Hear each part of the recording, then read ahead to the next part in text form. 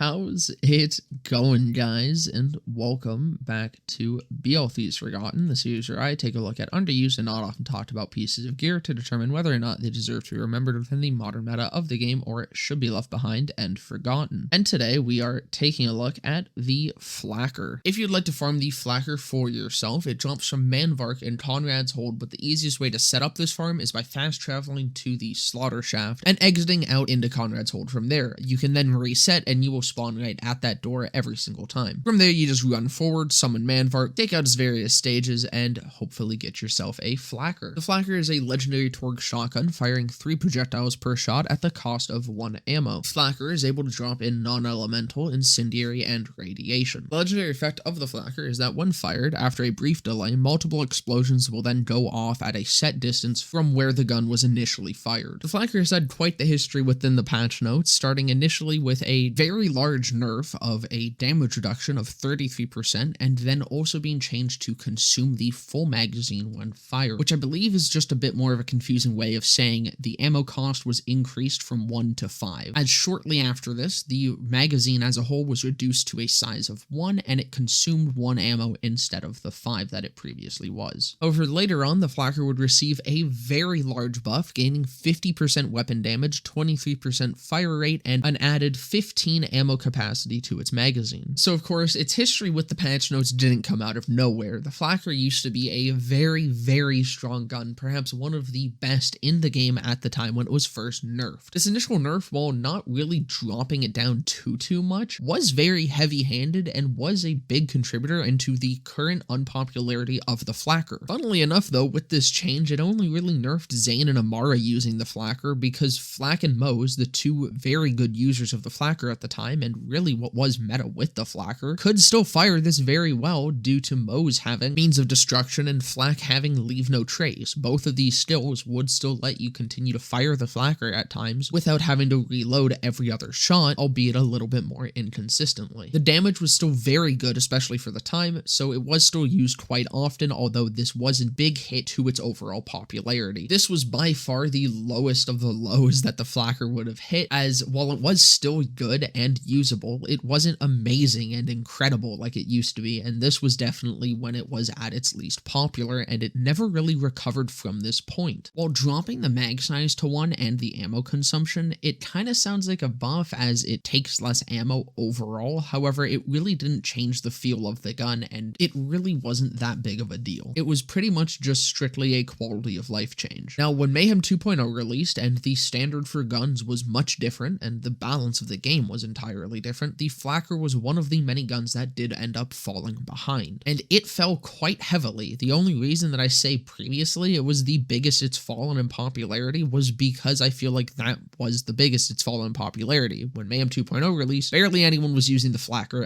as is. However, this was probably the biggest hit that the Flakker took, and it's kind of funny because it was completely indirect. But eventually they did get around to buffing it, giving a massive buff on the magazine size, giving it a better fire rate, and of course giving it a better damage to actually compete at the endgame. This does then bring us up to today though, where the Flakker is actually a very good gun on pretty much all of the characters. I'd go as far to say perhaps even one of the best shotguns and definitely one of the best Torgues. But still, despite being possibly even better than it was on release, perhaps just not as strong within the actual meta overall, just with how the game itself has changed since then, it is still quite unpopular, and I do think a big part of that is because this final buff kind of flew under the radar for a lot of people. I remember people still complaining about the initial magazine size nerf even after it had already been reverted as if it never happened. And while that doesn't happen anymore, as the player base itself as a whole is much smaller now, no one really talked about this buff, and still no one really talks about the Flakker all that much. But it is incredibly solid across all the characters. I mean, Mose you kind of have to be very careful not to just kill yourself with. You do need a 210 splash damage radius variant over the 252 on Mose, otherwise you will just down yourself constantly. But with the 210 radius, it is significantly harder to consistently down yourself on Mose, and it makes it one of the best shotguns to use on her because she can just pump it full of a shit ton of damage. It's also still quite good on Flak, as of course they both have very strong synergies with how this gun just functions. It's also kind of weird though how incredibly different this feels at different fire rates. Like, for example, Zane kind of just goes goo goo gaga crazy with it and you can't see shit. 10 out of 10, I would stare at the sun again. Zane also has some nice synergy, especially with how it kind of ends up functioning on him, with Duct Tape Mod having to not worry about his own splash damage affecting him. So you can kind of just spam out shots, explode entire areas, and sprint through your war crimes without having to worry about taking damage yourself. The only character I wasn't a huge fan of the Flakker on was Amara. Her playstyle just doesn't really flow too good with it. It's just, it feels weird with her, and it just doesn't feel super strong. I mean, unless...